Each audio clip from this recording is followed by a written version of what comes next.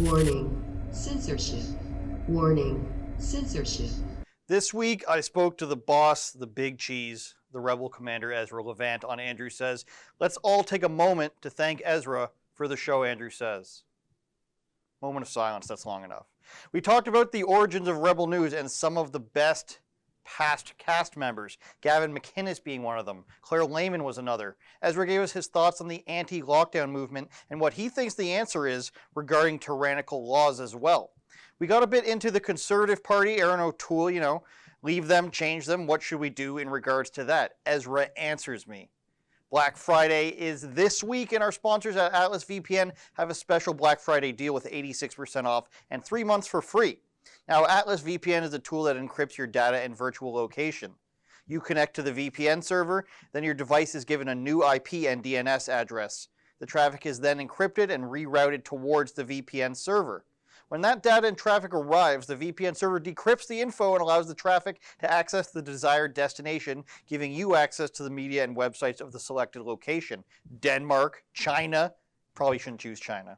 If you're American, that means Canadian Netflix with all the holiday movies you don't want to miss. That means BBC iPlayer with shows like Top Gear. You can even get HBO to watch old Sopranos episodes. The movie is out. Bill Maher's on there. His season's almost over. Entourage even. Come on. Click my special link in the description and get early access to the Black Friday deal with 86% off and 3 months for free. And let's not forget our friends at Elevate.Farm. They've been with us since the beginning. Elevate Farms is a technology and IP-based indoor farm that produces traditional farm-grown equivalent products at wholesale market price with a global footprint.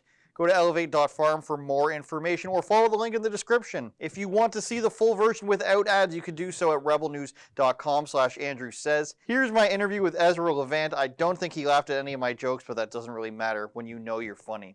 It is what it is, you guys. Check it out. I'm joined by the boss man, Ezra Levant. How are you doing today? I'm great. Being called the boss man, I just thought of Bruce Springsteen for a second. Or the wrestler. That's right. Thanks for joining me. Episode number 50. Thanks for letting me do this for 50 weeks. Wow. It's a crazy amount of time. Yeah, well, you know what? I want to salute you on the initiative you took, and I really like the guests you choose. It's a little bit different than our other Rebel News products, and I'm actually incredibly impressed with the quality of, like, you've had some amazing guests. I don't know how you do it, but you're your own producer, am I right? I basically just send out the email and hope for the best. Well, it's worked. It's worked. Congratulations. Thanks for having me on. No problem, of course. I think what everybody wants to know as a fan would be, you're at Sun News. How does Rebel News start? What spawns the idea? Well, we certainly didn't want to start it. We wanted to work for Sun News forever. It was a great company owned by Quebecor, which is a major media conglomerate. So there were 200 people working at Sun News Network. I would say it was even a little luxurious. I mean, we had a makeup team, we had, green room, we had it was great. And then they suddenly announced that it was being shut down because of a bad CRTC ruling. So we all went in to get our severance checks and clean out our desks. And I said to my little team, you, come to my house. Let's see if we can capture some of the audience and the messaging and the movement that Sun News was. Sun News was activist in its day. A little bit like Fox News, a little bit like GB News in the UK. So 8 folks sat around my table and we thought, let's get out of the things that hurt Sun. Let's get out of the big equipment, heavy equipment, $1 million studios, $250,000 cameras. Let's go simple, cell phone camera. Let's get away from satellite link-ups. Let's do Skype. Let's have man on the street. We don't have to have a whole team. Let's use a different technology, the TriCaster, not a 5-person control room. And most importantly, let's never again allow our destiny to be decided by government bureaucrats at the CRTC. So that's where the word rebel came from. We were rebelling against the editorial narrative of the mainstream media, rebelling against the old technology, rebelling against the regulatory power. It started literally in my living room, the first video, and here we are almost seven years later. We're coming up on 50 staff. I'd say we're about 1 billion views between YouTube, Facebook, Twitter, all the other forums. We have viewers not just in Canada, but in the UK and Australia, very strong. And I've had a chance to meet great citizen journalists like yourself. I think there's only a single person in our entire company with a journalism degree, David Menzies. Everyone else just has a natural curiosity, and I think that works. Now, in terms of Rebel News blowing up, when I became a fan, 2016, do you think the culture war, would you say, is the thing that really put it into everybody's living rooms? Well, 2016 was a magical year because it was the year before YouTube decided to punish conservatives. It was the year of Trumpism. Trump himself was a rebel against all the things I talked about, the establishment, the media. He used the internet to beat his primary rivals and then to beat Hillary, even though she outspent him. That's why when Trump shocked everyone, especially the New York Times, that he won, you saw the demonetization and the throttling of conservatives on the internet, which I think in the end helped undo Trump. But that glorious year, you not only had the most interesting man in the most interesting story, in the most interesting country, in the most interesting election, but the medium was still free. So we zoomed because we were the only Canadians taking our point of view, and Americans found us and loved us, and we had colorful characters. Like back in that day, we had Gavin McInnes doing humorous videos before he was anathematized and criminalized. And we really grew our team quickly. We grew our business model. That's one more way in which we rebelled. We don't really make a lot of money in ads these days, almost none. But through crowdfunding, which is a kind of ad hoc subscription, really, you're not subscribing to something regularly. You're saying, I like that. I'll give $10 to that. Oh, they want to build a new studio. I'll give $50 to that. So it's different than a subscription in that you're saying, okay, we got a project. We want to send Sheila Gunn Reid to report from the Global Warming Conference in Marrakesh, Morocco. If you support that, help buy your plane ticket. So it was a very practical, tangible way of crowdfunding. And here we are.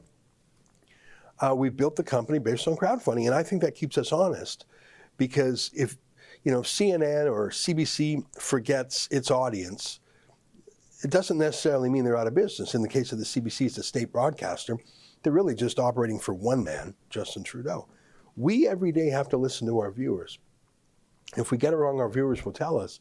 And if we still get it wrong, our viewers will not support us. And we will be out of business very quickly. So it forces us to keep a certain sense of humility, to listen to our people, not just talk at them. And the fact that we have thousands of individual donors, our average donor is, I think, about $53. So that means that there's no one person who can call us up and pull the plug. When I worked at Sun News, we were owned by Quebecor, which is owned by a man called Pierre-Carl Pelledo, who I really admire, by the way, and who I like very much. But at the end of the day, he was the master of the entire enterprise. And you had to be careful. You couldn't talk about certain subjects that were sensitive to him. Fair enough. Here at Rebel News, we have no master. We have thousands and thousands of stakeholders, and any one of them, if they get mad at us for something, okay, we'll pay attention, then we'll read their email. But there's no one donor who's large enough that it would cause us to shift course. I would much rather have 1,000 people giving $50 than one guy giving $50,000. I know it sounds counterintuitive because that one check would, oh, that's easy, I don't have to work anymore. No. The effort you make to attract and retain 1,000 supporters is such a salutary act. The things you have to do, the way you have to respect viewers, and that's, you're not just a TV star. You work in we call it community management. You talk to Rebel viewers. That is the source of our strength if we keep our feet on the ground. And so many companies have done this now with Patreon and with Subscribestar and Locals. So many people have gone big. You're a big fan of Tim Dillon. Oh, he's huge just from people wanting to pay to hear him talk. And I think that's the proof. And one of the things that the legacy media, I sometimes call it the media party, because they have a central message, they have a discipline, they stick together. It's like a political party, except for you can't vote them out. I think you see that kind of click. And I saw recently Tim Dillon was in a bit of a scrap because he's doing so well on Patreon and other people are looking down their nose at him. No, I think that's a bit of jealousy. It's either disbelief or jealousy. I remember when we launched Rebel News and we did our very first crowdfund, and I'll tell you, we raised $85,000 in one day. That's shocking. And I think we can do it because for the first couple of payrolls, I just put everything on I used my severance from Sun News to hire these folks. I didn't know if it was going to work. So we just started doing journalism. We did about 50 videos. And then I sent an email to everyone saying, all right, guys, if you like this, I do need your help. Please help. And then we just sent the email and we waited. 85 grand came in.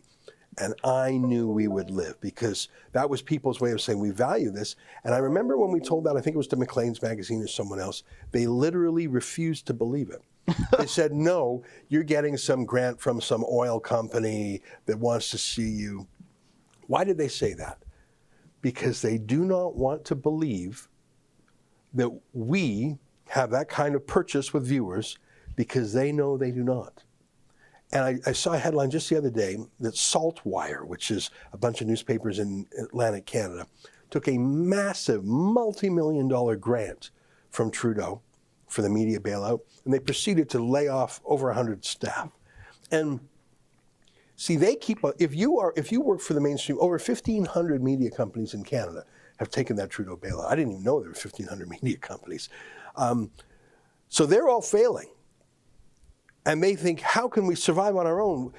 Justin Trudeau, please give us more money. 1,500 of them. Some of them get millions. The Post Media gets 140 grand a week from Trudeau. So that's a sign of their own lack of confidence. That's a sign that they've given up any editorial independence if you're working for the man. That's a sign of decline. All right, we're going to take welfare, manage decline. We don't take a dime from government. My God, you've got to be confident to do that. No advertising, no government money. That's impossible. It's impossible. And when we had that first success, 85 grand in one day, I was blown away. But no one of our critics would believe it because they know in their bones that if they and boring old Maclean's or boring old, I don't know, Toronto Star actually put out a tip jar and said to their viewers, if you really love us, support us, no one would. Would you pay money to see TV? Do they really serve you like that? Well, that's why their Toronto Star had to be bought out. Like their tip would be the $2 Saturday Star or whatever their big thick one is, but that doesn't happen. Yeah, you know, there's a phrase I heard once, grantrepreneurs. You can be an entrepreneur out there hustling, working, trying things, or you can be a grantrepreneur, gaming the system, trying to figure out just the right words to convince the right bureaucrat to give you money. You might actually get a lot of money as a grantrepreneur. I mean, Post Media gets millions. But what if you took that energy and that, smarts and that initiative and actually deployed it to figuring out how to work in this internet age? I actually think being a grantrepreneur is a trap because you're directing your attention, your brilliance, your brainstorming, your hopes to being basically a teat sucker. That's not a swear. You said to me before that you have seen the Rebel News cast, let's call it, like Saturday Night Live. Saturday Night Live, terrible now, by the way, of course. But because of the new and interesting characters, who's somebody that's left that you're like, I really like, I'm proud of that person, I'm proud of the time we spent together, impressed by what they've done ever since? Well, there's a lot of examples like that. And listen, not all our alumni glow under glorious things. Some of them flame out. You might be surprised, but the editor-in-chief of Quillette, the Australian magazine, Claire Lehman, she was a Rebel News contributor. I thought she did great. And because I'm always scanning often Twitter and social media, and I look for someone who is a good communicator, speaks from the heart authentically, and is a citizen journalist trying to fight the world, trying to wrestle the world. I very, very rarely look at someone who's already in media. First of all, they've made it. I probably can't outbid them. They are probably careful. If you've got a job with CTV or ABC, you're probably careful, and you would never go to Rebel because that would look bad. But what if you're a citizen journalist? And so Claire Lehman would be an example of that. I mean, Gavin McInnes went on to big things, and then he just sort of had a lot of political problems. But there's someone who we really took from semi-obscurity. And I mean, he was with Vice and he had some success, but he made hundreds of videos with us, some of which had 2-3 million views, very successful. Sometimes people need our structure to help them succeed. I'm just trying to think of other examples. I think we've got a great cast of talent right now. I look around our company, we have people in 4 countries. And right now, just in terms of outstanding journalism, Avi Yamini in Melbourne, Australia, he's world class. We've got great Canadians too, but by coincidence, we have a journalist in the most locked down city in the world. It just is a coincidence. And he's doing amazing world-class coverage. I'm very proud. You know, the Saturday Night Live analogy is find young talent, teach them a few ways of doing things, and either they stay on or they move on. I mean, I like to keep in touch with some of our alumni. Kean Bexty of Calgary is an example. He's got the counter signal. He started with us. It was one of our critics that said we're like the Saturday Night Live of conservative media. It was Jonathan Goldsby of Canadaland. He hates us, but he acknowledges we're talent scouts. I think I spend an hour a day talent scouting because you always need to add more talent, and someone moves on for a reason, and there's always someone who has an interesting point of view. Drea Humphrey. She was not a professional journalist. I just saw her doing some basically homemade videos, and I thought, whoa, she's a good thinker, a good talker. Tamara Ugolini. She was a client of our Fight the Fines project, and I thought, oh my God, who is that so smart, so well-informed, articulate battler? Who's she? So we find people in the strangest places, and we put this motley crew together, and, you know, in its own funny way, it's worked. It's worked bloody well. Avi Yamini played by Rob Schneider, by the way, I believe, in terms of... I want to talk about Fight the Fines. Obviously, it kind of caused a gear shift in the media once all the lockdowns happened, and everybody was saying, who's going to stand up for our rights? How important has Fight the Fines been to you personally? It's the greatest thing I've ever done in public life. Let me explain it for the viewers who might not know. In April of 2020, so very early in the pandemic, not even a month in, I saw a video of a pastor in Calgary who was feeding the homeless. Literally, it was still snowing in Calgary. He was feeding the homeless, and a bunch of police came up to this guy, literally giving hot food to homeless people. The cops came up to this pastor, started pushing him around, and gave him a ticket for what they called an illegal gathering. And he said, this isn't a rave. This isn't, I'm feeding these hungry people because the city isn't. They gave him a ticket. I think it was like $1,000 ticket.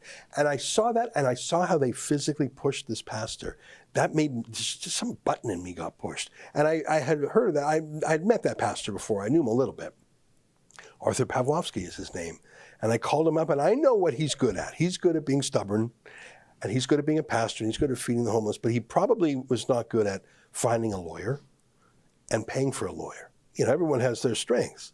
So I said, Pastor Arthur, we will get you a lawyer to fight these tickets. All we need you to do is occasionally talk to us on TV so we can tell the story. That's how we're going to crowdfund this.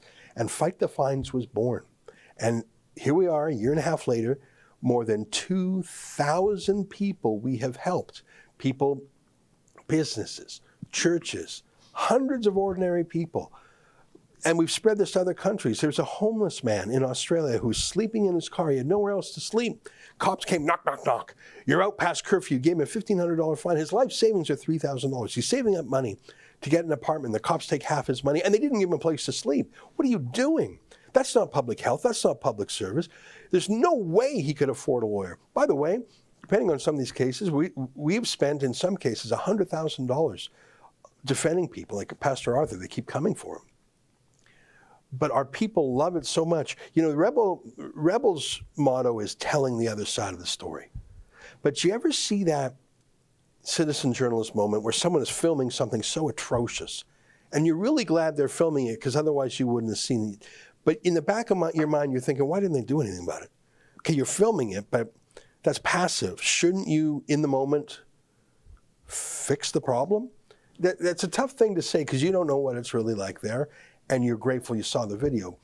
So we tell the other side of the story every day, but when I saw what they did to Pastor Arthur, I couldn't just be the guy telling the story. And so we added this whole other side to what we do. And later, the Democracy Fund, a registered charity, was approved by the Canada Revenue Agency. So now we can actually give charitable tax receipts for people who donate to those civil liberties. So we got Rebel News, which is still telling the other side of the story, but we got the Democracy Fund, which fights for civil liberties every day. It's double the work because there's double the problems out there, but that's how Fight the Fines grew into these larger projects. Now, Arthur's story was shared worldwide. He's got the famous video. I know people down at PragerU shared it, Blaze TV. there's still the contingent of people that say, well, how come they didn't follow the rules? How come these churches can't congregate online or outside socially distanced, which they did and got fined for still, by the way, in Ontario. Yeah. What do you say to the people who just, say, just follow every rule as it's handed down by the government? Well, in the case of Arthur Pawlowski, you're not even going to believe what he was actually sentenced for, what he was actually arrested. He spent 3 days in prison for. And it was because for 1 hour and 10 minutes, he didn't close his church. 1 hour and 10 minutes. And the order to close his church was given to him in like a plastic bag. He didn't even open it and read it. The cops knew who his lawyer was. Like I say, we had given him a lawyer a year earlier. So he didn't read the order. He had no chance to get legal advice. So the whole thing was a stitch up, as they say. And they have hated that guy since the beginning. So what he actually went to jail for was the dumbest thing you've ever heard. But it's exposed, I think, a deep flaw in pandemic law and policy and enforcement. First of all, there's a bunch of ways to answer your question. One is, none of these things were actually debated in Parliament. Many of them weren't even issued by a cabinet minister through some sort of committee. A cabinet order, there's lawyers that review it. It's just public health officers, and there's got to be 200 of them. It's like hornets buzzing around in this country. Everywhere you look, there's another public health officer. Every city has one. Every region has one. Every province has one. There's oh my God, there's how many thousands of you are there? And they just utter something. And it's different from what they said a week ago. It'll be different in another week. And if they say it, is that law? Or do they have to put up a written press release? Or does it have to be an order? They don't know what they're doing. The police often have a different set of rules every week or every month. And how do they enforce it? And what about exemptions, like for masks? It's such bad lawmaking, bad law enforcement. It was terrible when the police got involved to begin. Since when do police enforce health orders? Never. You're sending a SWAT team to take. Let me refer you to the worst moment in that Arthur Pawlowski. He had left his church. They could have picked him up at church. They know where his house is. They could have picked him up at his house. But he was in the car on a road, and they had this whole SWAT team sort of swarm his vehicle on the road like he was some narco-terrorist, pull him out of the car, put him on his knees on the highway, cars speeding by. Why did you put him onto the road? Why didn't you put him off the road? You put him on the road while cars are speeding by, hands above his head. Why are you arresting him at all? You know his lawyer. We've been paying his lawyer to talk to you cops for a year now. You wanted the shock and awe moment. You wanted to humiliate him. You wanted to justify your SWAT team budget. What the actual hell? And we've seen the slow authoritarian emergence. I think a lot of the good cops have either been reassigned or retired. And I think the worst cops are having the time of their lives. And everyone's become a bit of a mini cop, a snitch, an auxiliary, a brown shirt, a mask enforcer. In Alberta, unvaccinated people are not allowed to meet each other in private. Not even the Stasi would say that. And it's all a disgrace. So it's a very long way of saying we have immoral, unconstitutional laws, but we have judges who accept them. I think we're in the worst of times. Every part of society has failed. Every institution we would count on. Every government in Canada is for the lockdown. But so is every opposition party. Every mainstream media is in favor for it.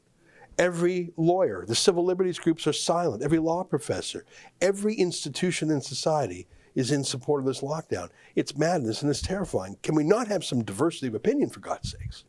And I want to ask you about I was going to ask you about the media, but I think I know your answer for a lot of that. Some of these anti-lockdown groups that we've seen over the last 2 years now, I think almost, some have been good, some have been bad, colorful leaders across all of them. You have maybe famously pointed to some that you shouldn't trust in the early going. How do you think they've affected any of this at all? I mean, there's famous ones. We've got the Patrick King guy. We've got Norm, people that were getting such fanfare, but they didn't really do anything. What's your opinion on all this? I think nature abhors a vacuum. There is such a demand for people to speak up because all these other institutions I just listed have failed. So people step into the void. Some of them with good intentions, they just maybe don't have all the tools. For example, we see a lot of homemade lawyering, like people coming up with legal ideas that sound good, but they're not real. People Googling things on the internet and say, oh, I just have to say I do not consent and they can't seize my business. I'm sorry, mate, that's not real law. So there's some people who are so desperate, they'll cling to, like if you had an uncurable cancer, God forbid, and every doctor said there's nothing we can do, you would, out of desperation, go to alternative medicine. If that didn't work, you would go to quacks or people selling you some snake oil. You're so desperate, and people in our situation, in our country, for 2 years, they're so desperate they don't understand it. Where is everybody? Where's the opposition? Where's the media? Where's the law? Where's anything? Where's the College of Physicians and Surgeons? Where's anybody? Oh my God! And so they'll turn to anyone, and I see some of that. You know, Lamont Daigle, who created the line. I think he's a Fed. I think he's a Fed. I mean, the Feds are trying to criminalize anti-lockdownism. They say as much. I think Patrick King is an example of a guy who did a little homemade law and loved the media attention. Chris Sky is a very interesting character, and I think quite often he's right, but once in a while it goes too far. And I mean, we've interviewed him a lot. The reason these people have had success is because others who should be filling those spaces are not. And I'm not going to trash these guys. I think there's problems with all three of them. But at least they have the courage to be contrarian. It's like that picture of that German rally in the late 30s where every single guy is doing the Sieg Heil except for one guy who's got his arms crossed. And we all like to think we would be that one guy. But look around. We know everyone who thought they would have been speaking out against Hitler in the 30s, we see you now. And we know you would have been silent and passive. And that's what's terrifying to me is, you know, that phrase, never again. And I went to Jewish school and I learned about the Holocaust. And all I could think about, how did they not see it coming? Why did they not? Well, because that's easy to say when we know the end of the story. We don't know the end of the story, but I know one thing. No, there's been no countervailing force. Why wouldn't this go on forever? Why wouldn't police go even further? I see in Austria, police are literally demanding papers for people to be out in public. In Austria, that's so on the nose. If you had a Hollywood movie, it'd say, no, that's too much. That's just too. No, I mean, all they got to do is check the attic for Jews now, and they got the full, we've gone full circle.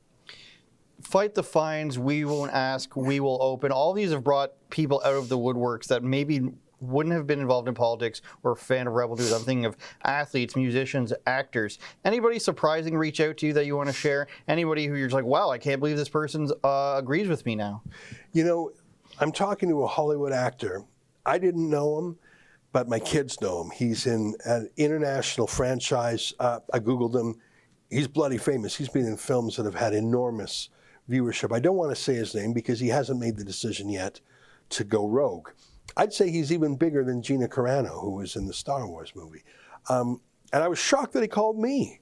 He's a Brit. I'm not going to say anything more about him. Why are you calling me? Well, because he had seen our videos. And I'll let him, in fact, I said to him, you got to be careful because you say the wrong word here and you're going to be blackballed like Gina Carano was.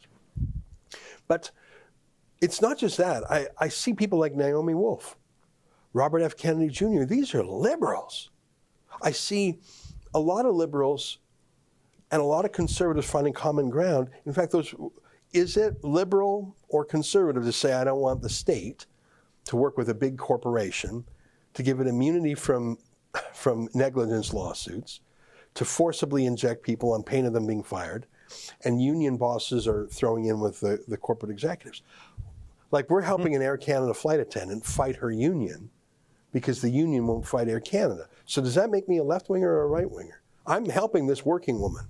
She's a working class woman, flight attendant, on her feet all the time. Her union, she's got natural immunity because she recovered from the COVID. They're saying, take the jab or be fired. And the union wouldn't help her. So we took her union to the labor board, and now they're going to grieve it for her. Okay, am I right-wing now? I don't know. I'm working with an NDP-ish lawyer. I'm working with a left-wing lawyer to help her. I don't care, left-wing, right-wing. Where's the ACLU? Where's all the people who said, my body, my choice? Where's that whole pro-choice movement? Where's the whole privacy? Where's the whole, it's between me and my doctor, none of your damn business? Where's the folks on the left who used to be skeptical of big pharma? That used to be the big, boogeyman for the left, big pharma. I never really understood it, but everyone railed about big pharma. Well, you're bloody cheerleaders for them now. And my body, my choice? Where did those people go? You're going to get an injection, and then another injection. And then there's another injection. I'm going to call it a booster. Oh, and then another injection. And if you don't, your choice. But we'll fight. That's not a choice. It's, that classic muggers line. Your money or your life. Okay, well, that's phrased as a choice, too. Okay, here's my money. See, he made the choice, people. He wasn't forced. I gave him the choice, and he chose it. That's not a choice. That's under duress. And, Godwin's law says, whoever first invokes Hitler loses the argument. But that's a joke. But what happens when you see those authoritarian instincts reviving? The Nuremberg Code of informed consent for medical procedures emanated directly from the Nazi doctors, Joseph Mengele and others, who committed atrocities on people without their permission, knowledge, consent, literally torture. But out of that, the doctors went on trial. Dr. Brandt, the other doctors, they went on trial for what they did as doctors. And from that verdict came the 10-point Nuremberg Code, so named because these war criminals, they were doctors. And it elucidated the doctrine of medical consent, free, informed consent. You have to let them know what the risks are. They have to be able to stop at any time. It's like the 10 commandments of medical consent. We are violating those. And so, yes, it is appropriate to say that the Nazis would do that. You're damn right. That's why we have those rules, and you're breaking those rules. It's been 80 years, less than 80 years, and you're breaking those rules again. And in Austria, they're searching in attics.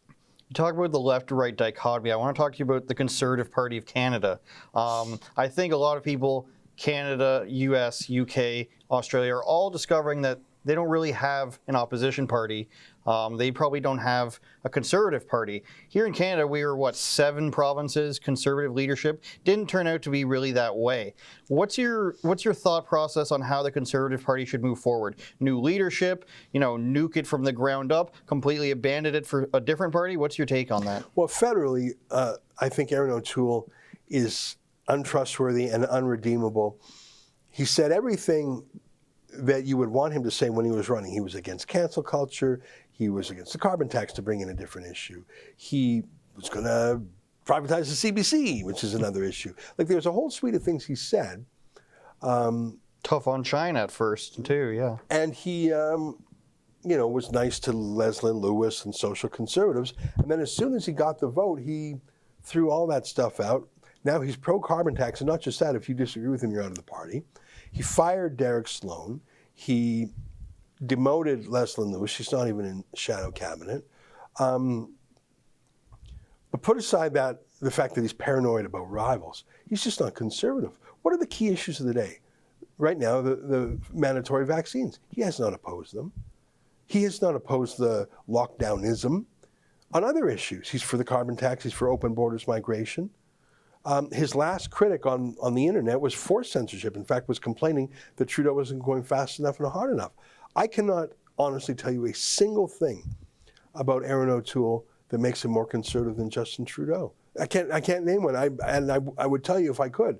The fact that 30 years ago Aaron O'Toole was in the military, I find admirable, but that's got nothing to do with his policy positions as a politician today. At least Justin Trudeau is honest when he says he hates conservative things. He hates the West. He hates oil. He hates this. At least Trudeau's not lying to you. So I look to the states, and I know it's possible. I remember when Ron DeSantis first decided to reject lockdownism, to reject the fear-mongering, to reject anything the public health officer says is true approach. And for about 2 full weeks, he was battered and bashed like nothing I've ever seen, but he held the line. And you know who started? Families and parents started supporting him. He's not against the vaccine. He's taken the vaccine himself, and he promotes it. He made it very widely available. He just repeatedly says it's everyone's choice. It's your choice. It's your personal choice, your family choice. That's the language of the left, isn't it?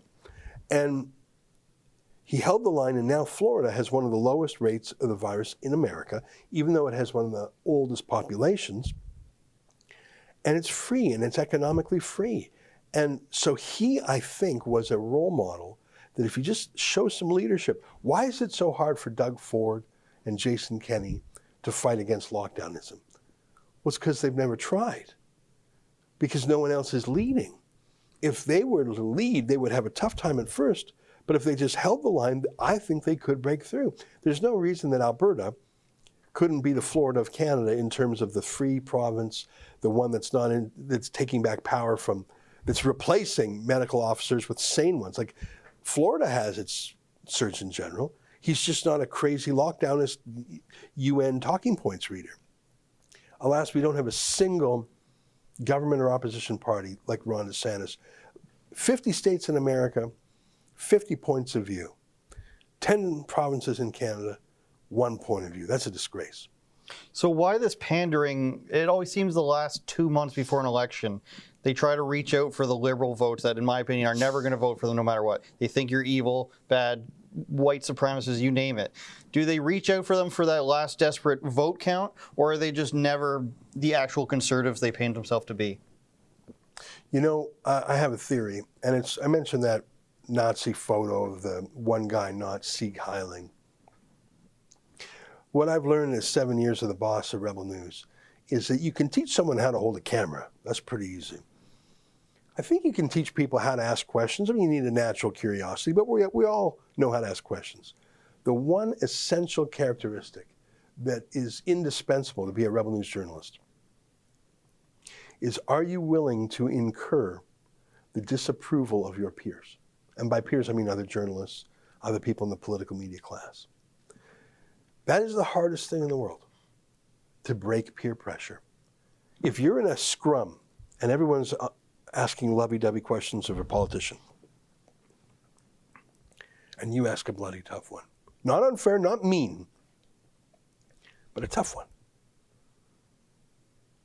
you'll see the politician's smile immediately turn to a frown. You'll hear the other journalists go, oh, why are you ruining our narrative? Why are you asking that question, you right-winger?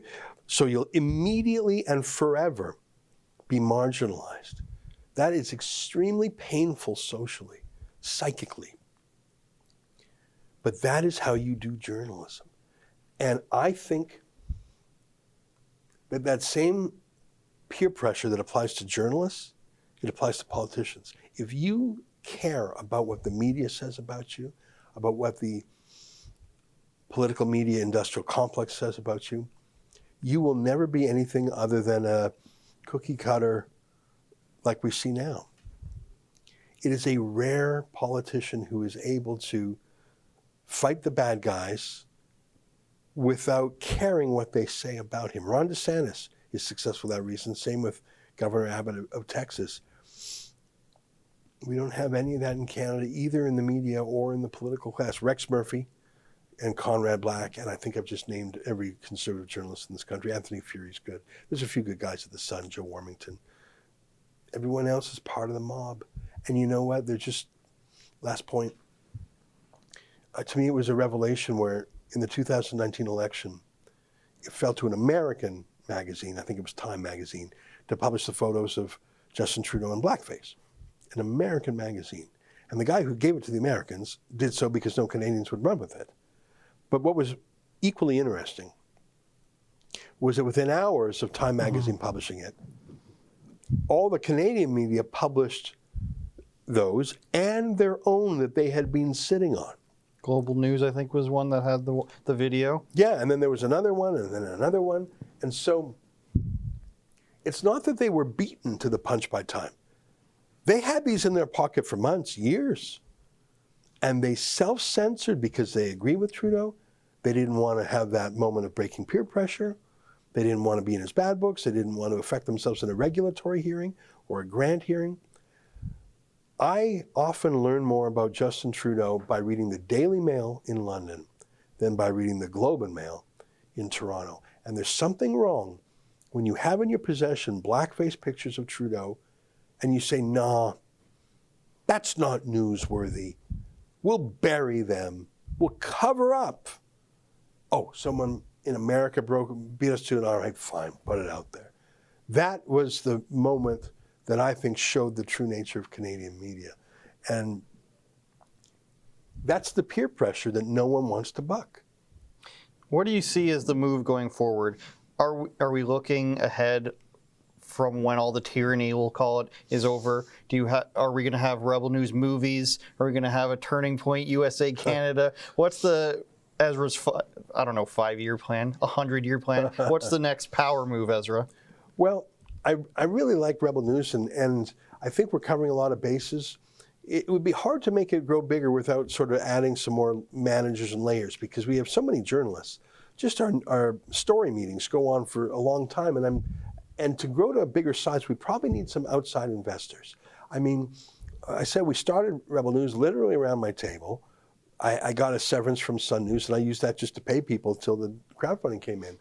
Over the years, we've taken a few small loans from friends, but we've really never been a company in the sense that we took out a bank loan or we sold shares.